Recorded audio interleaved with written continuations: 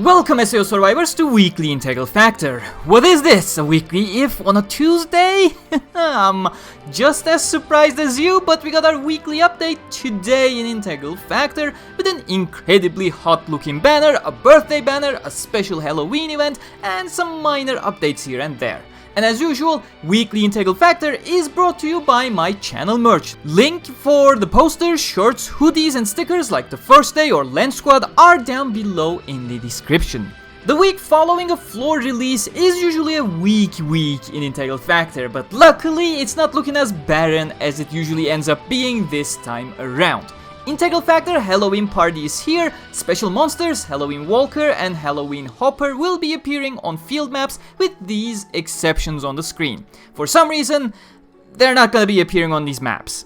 Also, Vampkin Walkers and Hoppers will be appearing on floor 38, the most recent vampire themed floor. You'll collect pumpkin plates which you can trade for these items. Green colorful candy is probably the most enticing one here, increasing XP gains by 50% for 5 minutes. However, keep in mind that colorful candies will expire on November 22nd, so you need to use them before they disappear from your inventory.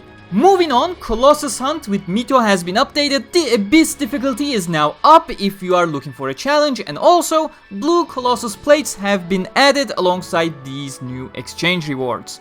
Aside from those, we have a bunch of stamps that have been added to the database. 2 Edith Synthesis 10 stamps, one with Yui and Kirito, one with Yui and Asuna, likely for the SAO launch day celebrations in a week. 2 featuring Strea, probably her birthday, which is the SAO launch day of November 6, and 1 for Itsuki. And that's a good segue to our 2 new banners this week. Strea's birthday is on November 6, next Monday, featuring 2 new skills. One is a full illustration. First step, 50% off. Second step, higher drop rate for the 2 new Strea. Third step, even higher drop rate for the new Strea, as well as a 1 4-star guaranteed Strea, not necessarily one of the new Strea.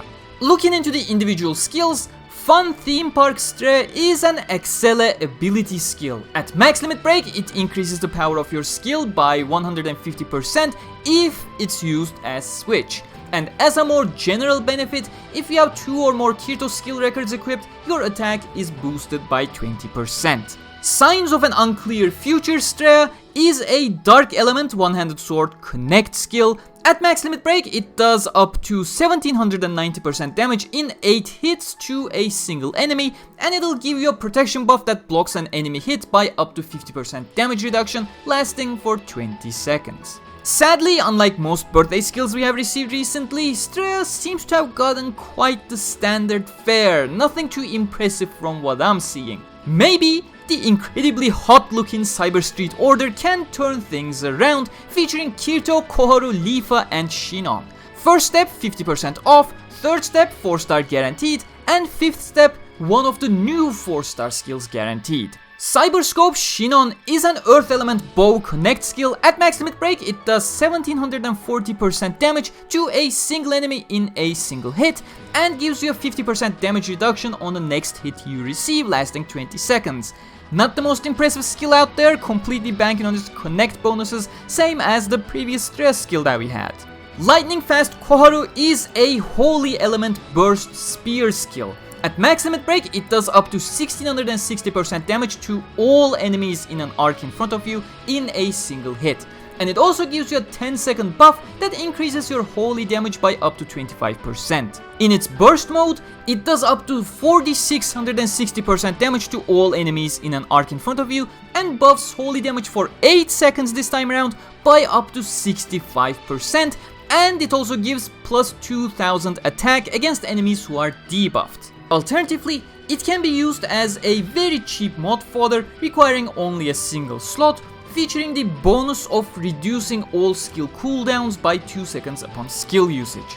On a Street at Night Kirito is an Awakening ability. At max limit break, it gives you 400 defense and also a 20% increase to your water damage. That one is pretty damn straightforward. Melting into Neon Leafa is a water element sword Axela skill that has higher increase for the switch gauge. At max limit break, it does up to 1890% damage in 3 hits to a single enemy. It gives 3 stacks that increase your defense by 10 each, lasting 20 seconds. And if used as switch, it gives additional stacks lasting also 20 seconds.